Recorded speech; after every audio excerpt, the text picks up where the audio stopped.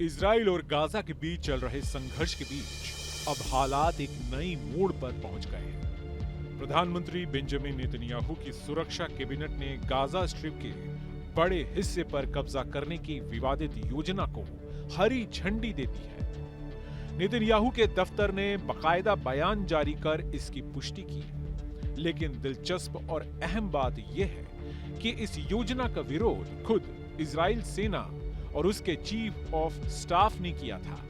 वहीं इजराइल के भीतर बड़ी संख्या में आम नागरिक भी इस कदम के पक्ष में नहीं है। इसके बावजूद नेतन्याहू सरकार का कहना है कि हमास को झुकाने के लिए सिर्फ सैन्य दबाव ही आखिरी रास्ता है।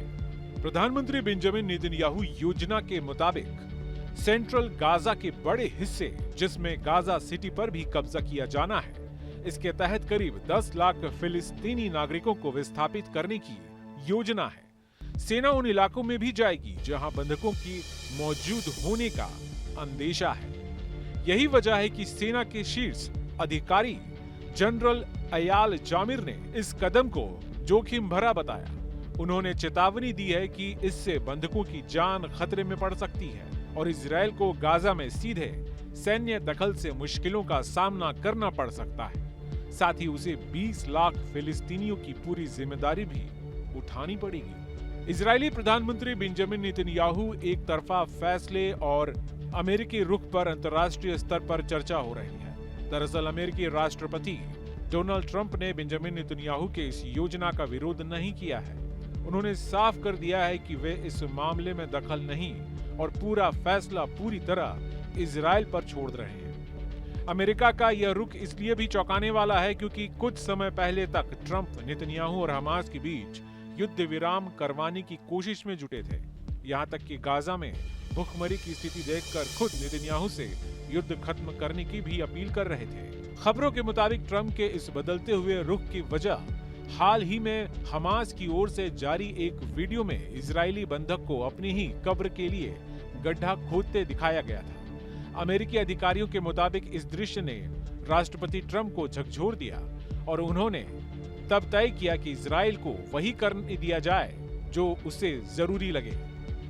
नेतन्याहू और उनके करीबी सहयोगियों का कहना है कि हमास युद्ध विराम और बंधक समझौते की ऐसी शर्तों पर तैयार नहीं है जिन्हें इजराइल स्वीकार कर सके। उनका तर्क है कि जब तक सैन्य दबाव नहीं बनेगा तब तक हमास झुकेगा नहीं। लेकिन आलोचकों का कहना है कि यह कदम गाजा में मानवीय संकट को और गहरा करेगा, क्षेत्रीय तनाव को भड़काएगा और इजराइल को लंबे समय के लिए एक महंगे और कठिन सैन्य कब्जे के बोझ तले दबा देगा।